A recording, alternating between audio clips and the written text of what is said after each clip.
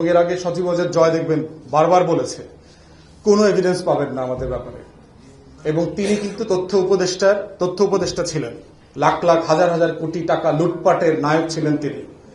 অতএব তার ডিপার্টমেন্টটা পুড়ে গেছে আজকে, নাহিদ জেরার দায়িত্বে এখন। তো সরকারকে আমি বলবো সিরিয়াসলি ইনভেস্টিগেট করবার জন্য স্যাবোটাজ আছে কিনা। চট্টগ্রাম বাংলাদেশের অংশ অ্যাট এনি কস্ট। বাংলাদেশে যদি কেউ মনে করে থাকে কোন সীমান্ত থেকে এসে চট্টগ্রামের 1 ইঞ্চি মাটিতে হাত দেবে, তাদের কারো চোখ থাকবে না, হাতও থাকবে না। জুলাই আগস্টের পরিবর্তনের পরে এই কলকাতা নিয়ে যাওয়া আমাদের চিকেন নেকের গল্প আমাদেরকে মনে করায় দিচ্ছে। ফেনী নদীর ওই পারে আমাদের কেটে দিবে, কেটেই অংশ নিয়ে যাবে। পার্বত্য চট্টগ্রামে ঝামেলা চলছে, চিটাগংয়ের পাহাড় টাহাড় নিয়ে ঝামেলা চলতেছে। আমাদের বক্তব্য খুব পরিষ্কার, চট্টগ্রাম বাংলাদেশের অংশ অ্যাট এনি কস্ট।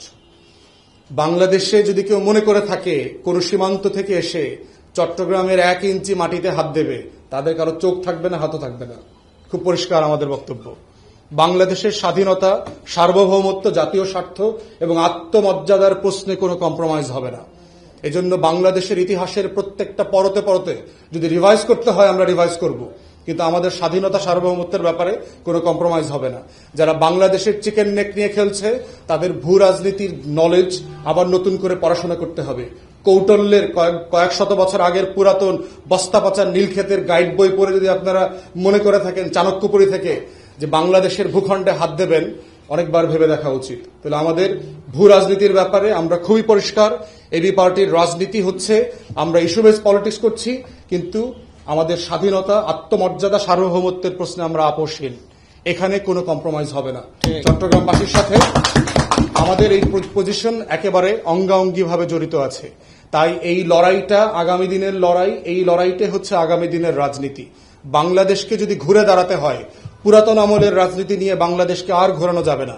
যেই বস্তা পচা রাজনীতি চলছে, যে রাজবংশের রাজনীতি চলছে, যেই মুরব্বীদের 60-এর দশকের সফটওয়্যার দিয়ে চলছে, 60-এর দশকের সফটওয়্যার দিয়ে 2024-এ এআই বানাইতে পারবেন না। আপনি মহাকাশে যেতে পারবেন না, আপনি সিলিকন ভ্যালিকে কম্পেয়ার করতে পারবেন না।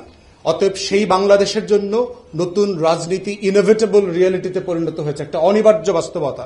এবং সেখানেই হচ্ছে আপনাদের মাধ্যমে আমরা চট্টগ্রামবাসীদেরকে আহ্বান করছি যে নতুন রাজনীতির সাথে আপনারা যুক্ত হবেন।